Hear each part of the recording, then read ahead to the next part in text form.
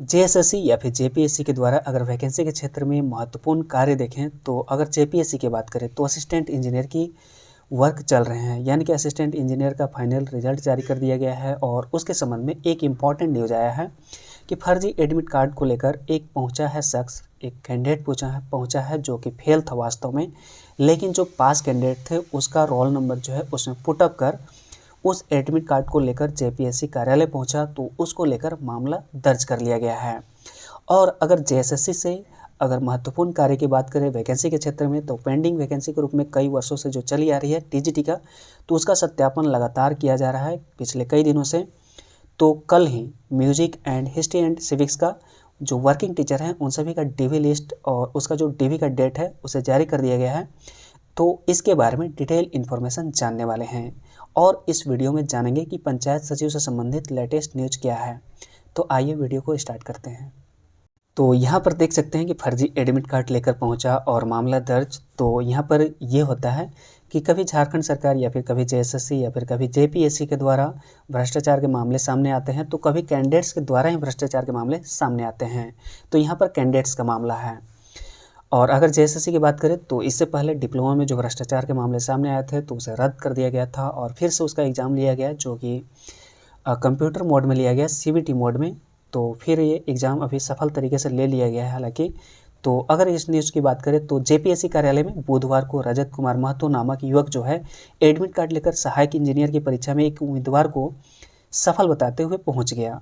लेकिन जब उसके एडमिट कार्ड की जाँच की गई तो यह फर्जी मिला और जांच में यह भी पाया गया कि एडमिट कार्ड में रजिस्ट्रेशन नंबर के स्थान पर छेड़छाड़ कर एक सफल उम्मीदवार का रोल नंबर लिख दिया गया था। और मामले में बुधवार की रात जेपीएससी के परीक्षा उप नियंत्रक जो हैं विजय कुमार की शिकायत पर कोतवाली थाना में केस दर्ज कर दिया गया है और पुलिस रजत कुमार महतो को हिरासत में लेकर पूछताछ कर रही है।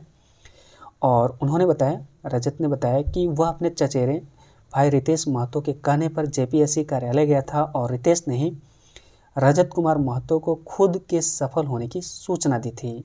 तो रितेश ने उसे यह भी बताया था कि सफल उम्मीदवारों की लिस्ट में उसका रोल नंबर है लेकिन किसी और का नाम लिख दिया गया है। इसलिए पूरे मामले में जेपीएससी कार्यालय जाकर अधिकारियों से मिलकर सत्यापन कर लें। और पूछताछ के बाद पुलिस ने जब रितेश कुमार महतो से संपर्क करने का प्रयास किया तो उसका मोबाइल नंबर बंद मिला। कुल मिलाकर जाँच प्रक्रिया किया जा रहा है पुलिस के द्वारा।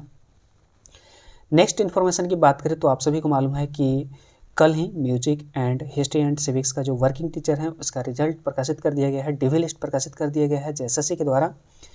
तो अब तक 19 सब्जेक्ट का यहाँ पर जेएसएससी के द्वारा डीवी लिस्ट जारी कर दिया गया है। तो अब मात्र 5 सब्जेक्ट का डीवी लिस्ट जारी किया जाना बाकी है, जो कि काफ़ी कम है। तो यहाँ पर मैक्सिमम लोगों का डीवी का जो लिस्ट है या फिर जो डीवी प्रोग्राम है वो सब कराया जा चुका है। तो काफ़ी कम समय लगेगा यहाँ पर मेरिट लिस्ट आने में। और अगर वर्किंग टीचर की बात करें तो कई कमेंट्स आ रहे थे कि आखिर वर्किंग टीचर का जो है लोचा क्या है। तो वैसे पीआरटी के कैंडिडेट्स जो 5 सालों से वर्किंग टीचर्स के रूप में थे, तो उन सभी का सत्यापन का लिस्ट जारी किया गया है। यानी कि वैसे कैंडिडेट जो 5 सालों से किसी शिक्षक के पद पर कार्यरत हैं तो उनको टीजीटी के मौके पर टीजीटी बनने के लिए उन्हें मौका दिया गया था, जो कि 25% सीट उनके लिए रिजर्व था। तो उनका डीवी लिस्ट इसमें जारी किया गया है।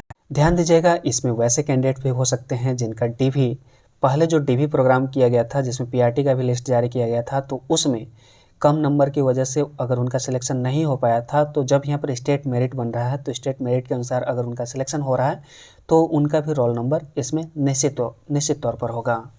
और आप सभी को बता दूं कि अभी जो भी यहाँ पर झोल उत्पन्न हो रहे हैं, जो भी जेएसएससी के द्वारा जो किया जा रहा है जो भी वर्क, तो उसमें फुल क्लैरिटी नहीं आ पा रहा है और क्लैरिटी दिया भी नहीं जा रहा है। यहाँ तक कि आरटीआई भी फाइल किया जा रहा है तब भी वहाँ पर क्लियर इन्फॉर्मेशन जेएसएससी के द्वारा नहीं दिया जा रहा है।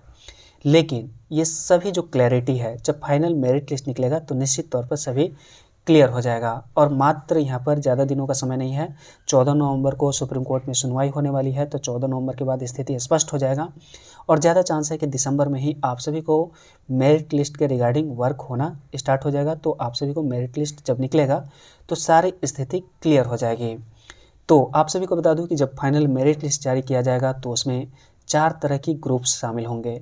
जैसे अगर जो 75% जो टीजीटी के कैंडिडेट्स हैं जो ऑलरेडी ज्वाइंट कैंडिडेट्स हैं तो वे सभी भी शामिल होंगे। जो यहाँ पर अगर स्टेट मेरिट बनेगा तो निश्चित तौर पर वे लोग भी शामिल होंगे।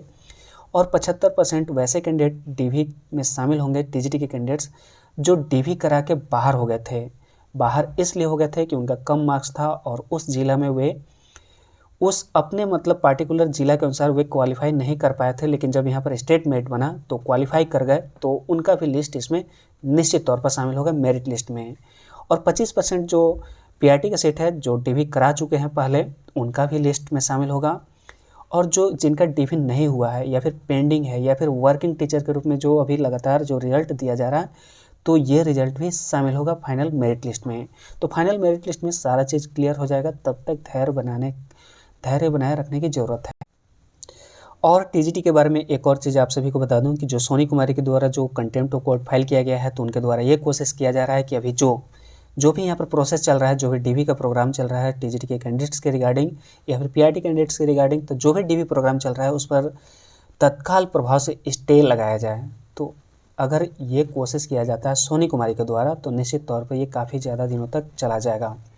तो जो भी इसके डिफेंस में हैं और भी सब्जेक्ट वाले हैं, जो भी इसके पक्ष में हैं कि यहाँ पर डीवी प्रोग्राम जो है लगातार कराया जाए या फिर मेरिट लिस्ट यहाँ पर जस्ट इसके बाद प्रकाशित किया जाए, तो जो भी इसके पक्ष में हैं उनके द्वारा डिफेंस में लोग वकील खड़ा करने की तैयारी में हैं। और मतलब उनका यह प्रयास किया जा रहा है कि यहाँ पर कुल मिलाकर स्टे नहीं लगाया जाए।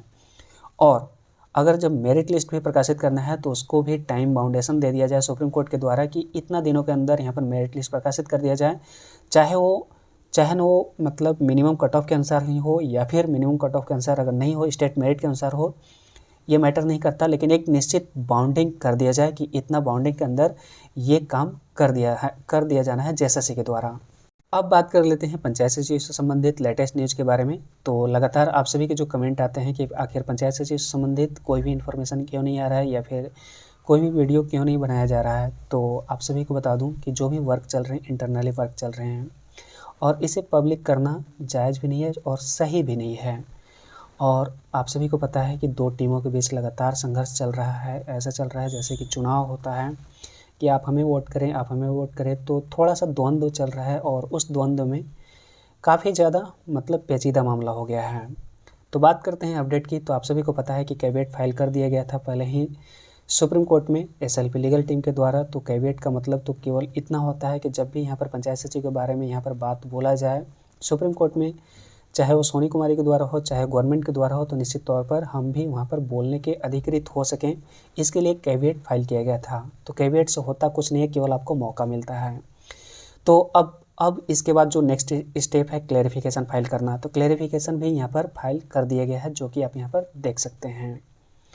सुष्मिता मंडल एंड अदर्स जो भी पिटिशनर्स हैं, तो application for clarification of the judgment and order dated 2 August 2022, यानी कि जो जजमेंट दिया गया है सुप्रीम कोर्ट के द्वारा 2 अगस्त 2022 को, तो उसके रिगार्डिंग पंचायत सचिव के संबंध में क्लैरिफिकेशन फाइल कर दिया गया है। यानी कि फाइलिंग का काम वर्क हो चुका है और इसमें अब बात होती है कि बहस करने के लिए वकील किन्हें खड़ा किया जाए।